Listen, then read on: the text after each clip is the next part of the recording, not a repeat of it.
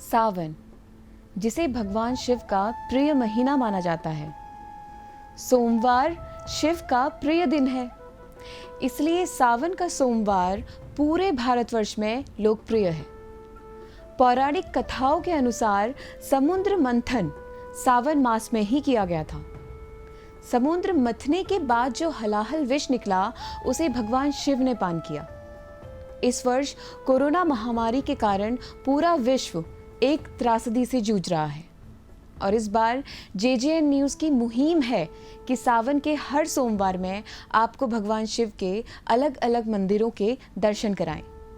तो इसी श्रृंखला में आज हम पहुंचे हैं हल्द्वानी से 10 किलोमीटर की दूरी पर स्थित बेल बाबा मंदिर।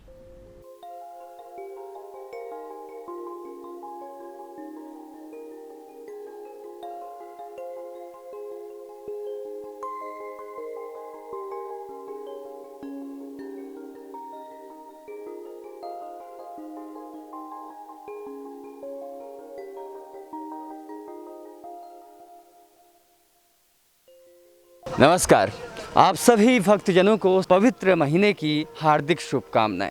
इस महीने ये न्यूज़ आपके लिए लेके आ रहा है मंदिरों की एक विशेष श्रृंखला, जिसके अंतर्गत आज हम पहुंचे हुए हैं बेल बाबा मंदिर।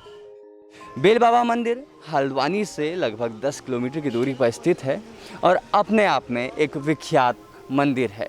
आइए आपको इस मंदिर के दर्शन कराते हैं, यहाँ उपस्थित भक्तजनों से मिलाते हैं, यहाँ के पुजारी से मिलाते हैं और भगवान शिव की आराधना करते हैं कि संपूर्ण जगत में एक शांति बनाए रखे, एक सुख प्रदान करते रहें। श्री गणेशाय नमः। हरि ओम। मां गणानां त्वा गणपतिगुं हवामहे प्रियाणां त्वा प्रियपतिगुं हवामहे। यहाँ पर हमारे एक बाबा जी रहते थे ना, बेल का पेड़ हुआ करता था, उस बेल के पेड़ के नीचे बाबा जी बैठे रहते थे, तभी से बेल बाबा नाम उनका हुआ। धीरे धीरे फिर आगे को बढ़ते रहा। बेल बाबा जी के जब वो समा गए, बारिश नहीं हुई थी तो उनसे कहा बारिश कर दो, तो जिस दिन बारिश हुई उस दिन वो समा गए। काफ़ी टाइम हो गया था जी। ये बेल बाबा महाराज की समाधि है हमारे यहाँ पे, ये सामने, उसके सामने शिवलिंग की स्थापना है। बेल बाबा महाराज ऐसा था जैसे पहाड़ से लोग आए हमारे शुरू में 125 साल पहले। इधर जंगल हुआ करता था, बिरान जंगल, तो इधर सभी लोग आने से डरते थे। हमारे लोग जानवर चुगाने जाते थे, गाय भैंस, ऐसे मनोकामना मांगते थे कि मेरा ठीक हो जाए, दूध चढ़ा दूंगी। यहाँ दूध का ही मेन है ये, यहाँ शिवलिंग को और ये लिंग पे ये दूध, पहले दूध ही हुआ करता था। किसान लोग थे हम लोग, तो मनोकामना उनकी ज़रूर पूरी हो जाती थी। बेल का पेड़ हुआ करता था 125 साल पहले। अब ये 10-12 साल बाद ये वो गिरा तो पीपल का पेड़ अपने आप ही उसमें से हो गया। हाँ, हमें कम से कम जब से हमने होश संभाली तभी से आ रहे। हमारा गांव है ये, हम यहीं पैदा हुए हैं और हमारा ये गांव का ही मंदिर है, हमारे पूरे ग्रामीण क्षेत्र का मंदिर है। अब ये पूरे उत्तराखंड का मंदिर हो गया है। गांव हरिपुर फुटकुआ है और ये बेल बाबा महाराज की यहाँ बड़ी महिमा है। एक बार यहाँ जो है अकाल पड़ गया था, बरसात नहीं हुई थी, तो गांव के लोग बहुत परेशान हो गए थे, इलाके के लोग। तो महाराज से उन्होंने कहा था कि महाराज बारिश नहीं हुई है, फसल इस बार सब नष्ट हो जाएगी, तो क्या होगा। तो महाराज ने कहा कि मैं अटूट समाधि ले रहा हूँ, अगर मैं सवेरे जीवित रहा तो समझना बारिश नहीं होगी, अगर मैं समाधि में ऐसे ही रह गया तो मुझे जो है समाधि दे देना। और रात को मूसलाधार बारिश हो गई थी। गांव के लोग सवेरे यहाँ आए तो महाराज अपनी अवस्था में बैठे हुए थे और प्राण उनके जा चुके थे। फिर महाराज की समाधि यहीं पर उनको लिया गया। फिर उसके बाद उनके शिष्य थे शंकर गिरी जी महाराज, उन्होंने इस आश्रम को आगे बढ़ाया गांव वालों के सहयोग से। इस मंदिर के एक छोटे से इतिहास की तरफ आपको लिए चलते हैं। मंदिर का इतिहास क्या कहता है?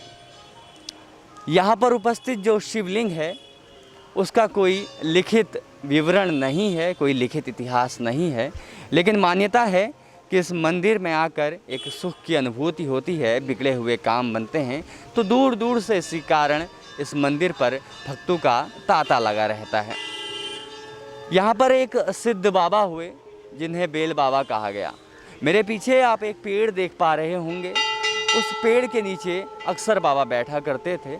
ये एक गांव का मंदिर हुआ करता था। एक वर्ष यहाँ सूखा पड़ गया तो लोग बाबा के पास आए, बाबा से विनती की कि बाबा इस वर्ष बारिश नहीं हो रही है तो इसका क्या समाधान होगा। तो बाबा ने उन्हें आश्वासन दिया कि आप जब कल सुबह तक आएंगे तो आपके वहाँ बारिश हो रही होगी, इस सूखे से मुक्ति मिलेगी। तो जो ये सिद्ध पेड़ है इसी के नीचे बैठकर बाबा जी आराधना करने लगे, पूजा पाठ करने लगे। तो देखते ही देखते बारिश हो गई और यहाँ के क्षेत्रवासियों का विश्वास इस मंदिर पर दोगुना होता चला। बाबा समाधि ले चुके हैं लेकिन उनकी यादें, उनके द्वारा किए हुए पुण्य कर्म हमेशा के लिए जिंदा हैं। हम हर हफ्ते हर सोमवार आपको अलग अलग मंदिरों के दर्शन कराएंगे जिससे भक्तों के प्रति एक श्रद्धा का भाव बना रहे। धन्यवाद। आज की इस श्रृंखला में बस इतना ही। जल्द मिलते हैं भगवान शिव की एक अलौकिक महिमा के साथ।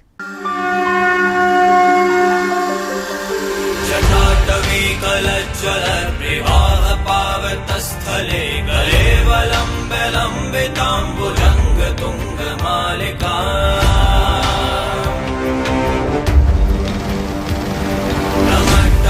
टमट्टमट्टमर्निनादवट्टमर्वयं चकार चण्डताण्डवं तनोतु नः शिवा शिवम्।